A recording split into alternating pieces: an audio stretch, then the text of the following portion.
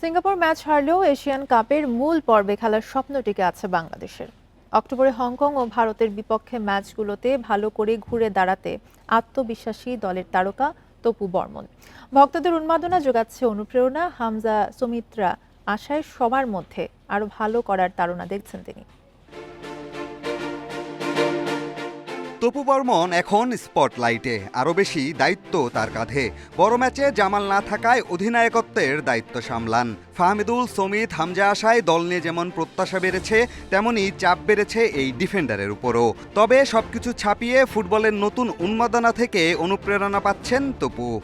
সবাই এখন ফুটবলকে দেখতে চায় এবং ফুটবল নিয়ে কথা বলে, চায়ের দোকানে বলেন, টিভির দোকানে বলেন, সব জায়গায়। তো এইগুলি ব্যাপার আমাদের প্লেয়ারদের জন্য খুবই মোটিভেটেড এবং আমার কাছে মনে হয় যে নেক্সট যে ম্যাচগুলো আছে সেখানে পারফর্ম করতে যদি আমরা ভালো চাই এই জায়গা থেকে আমাদের মোটিভেশন নিতে হবে।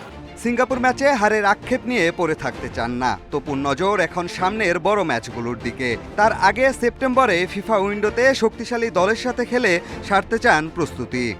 আমাদের চিন্তাটা এখন শুধুই এশিয়া কাপের মানে নেক্সট লেভেলে যাওয়ার। আমাদের হাতে কিন্তু ভালো সুযোগ আছে, 4টি ম্যাচ আছে, এর মধ্যে 2টা হোম ম্যাচ খেলবো, 2টা অ্যাওয়ে খেলবো। তো আসলে দেখেন ব্যাক টু ব্যাক ম্যাচ হতে আমাদের জন্য ভালো হয়েছে, কারণ আপনি যখন ম্যাচের পর ম্যাচ খেলবেন আপনার কনসেন্ট্রেশন এবং আপনার ফিটনেস লেভেলটা খুবই ভালো থাকে এবং আপনার প্রিপারেশনটা সেই ওয়েল অর্গানাইজেশনে থাকে। হামজা, ফাহমিদুল, সমিত আশায় বদলে গেছে জাতীয় দল। সবার মধ্যে বেড়েছে ভালো করার তাড়না। পরের মিশনে কিউবা মিচেলের মতো আরও প্রবাসীরা যুক্ত হবেন।